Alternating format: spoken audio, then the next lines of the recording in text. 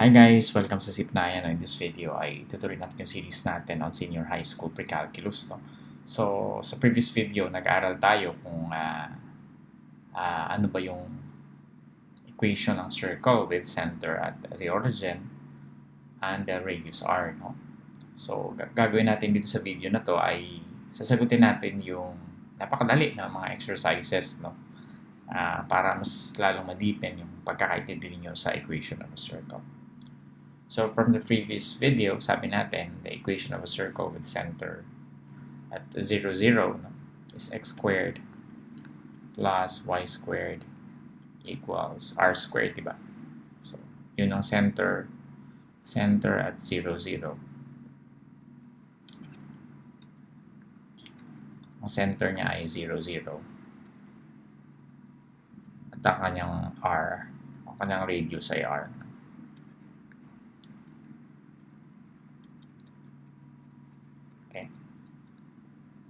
Okay, so using this equation, titingnan natin kung ano yung mga magiging sagot nito mga questions dito. No? So the equation of a circle is x squared plus y squared equals 25. What is its center? I think obvious, no? Na 0, 0 ang kanyang center. So for letter A, the answer is 0, 0. What is its radius? Okay, so ibig sabihin nito, yung x squared plus y squared equals 25. Ito r squared to, diba? Yung 25. This is our r squared. Diba? So, ano yung r natin? What is the radius? So, r squared equals 25. Get the square root of both sides. Okay? And r is equal to 5. Kasi 5 times 5 is 25. So the answer here is 25. Oh, sorry, 25, but 5. Okay, so for number 2, we have what is the equation of a circle centered at the origin and has a radius of 10 centimeter. So ang r natin, x squared plus plus y squared equals r squared. Tapos yung r natin ay 10.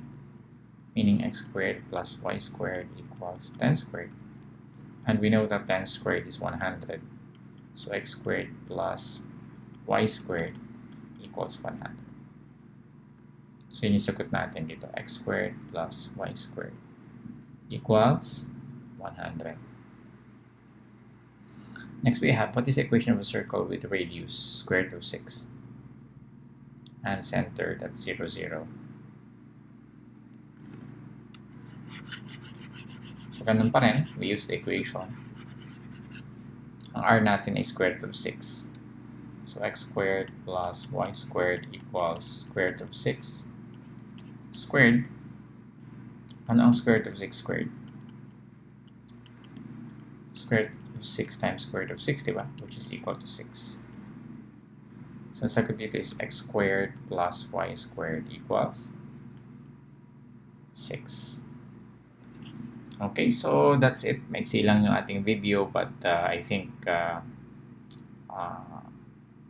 huwag kayong mag-alala kasi later medyo mas magiging complicated yan, no? Pag ang center ng circle ay wala na sa origin. Okay? Yan yung ating lesson. No?